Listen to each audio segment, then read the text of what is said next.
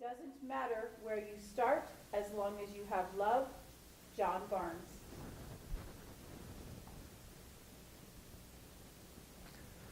Madam Toastmaster, fellow Toastmasters and guests. In 1945, my parents moved from southeast Kansas to northwest Wyoming. In Kansas, where they lived, almost everybody that they bumped elbows with was a relative. And those relatives tried to tell them how to live their lives, especially my grandma Barnes. They moved to Wyoming to be able to live their life and to love and to grow a family the way they wanted to. From 1948 to 1953, they had 4 sons. And to tell you the truth, I think they were really trying to work for having a daughter. They were in competition with our shirt-tail cousins, the Hillers. And the Hillers were trying to have a boy. And they had 5 girls. You know, I just sort of think that if they'd have switched a boy and a girl, both families would have been very happy. But there was one thing about my mom and dad. They never gave hugs, nor did they overtly tell you, I love you. And I've corrected that with my boys. And I want to give you some examples because my parents really showed by example how they loved us. So the first example I want to talk about is my mom. I was probably about this tall, little guy, and we always played outside. And I don't know whether I was clumsy, but I was always falling down. I think some of it was my older brother pushed me down. But I always had a scraped knee. And I would go into the house crying, and she would take me over and set me in a chair.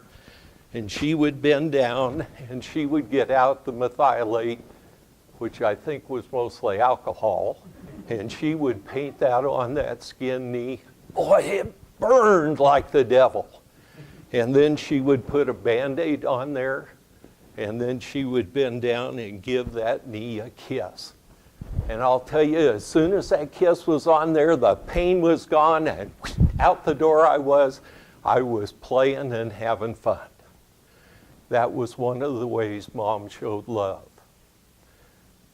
The second example involves my dad. My dad was a hired man on a farm. He ultimately did some farming for a while and then got out of farming and worked as a laborer and ultimately a ditch rider for an irrigation district. He never made much money. And I can remember one time asking my dad, you know, there was jobs out in the oil field. There were other jobs where you could have made a lot more money than what you did.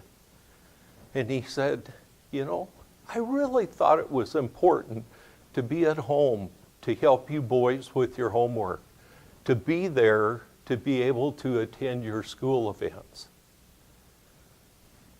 You know, I sort of understood that, but it wasn't my life.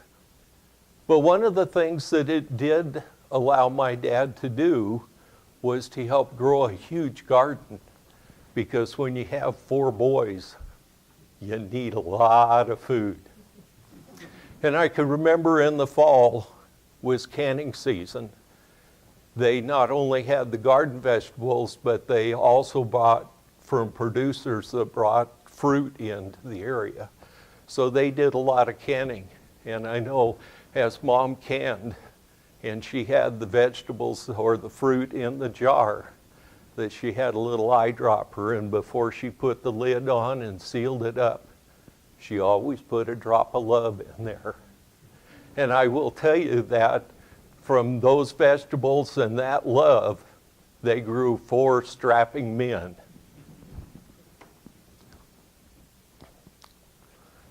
The third thing that I want to share with you has to do some counseling from my mom. And my mom counseled my brothers and I constantly that we needed to get an education. She said, as you get older, things are going to happen.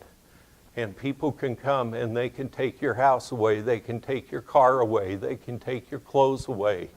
But one thing that they can't take away is your education.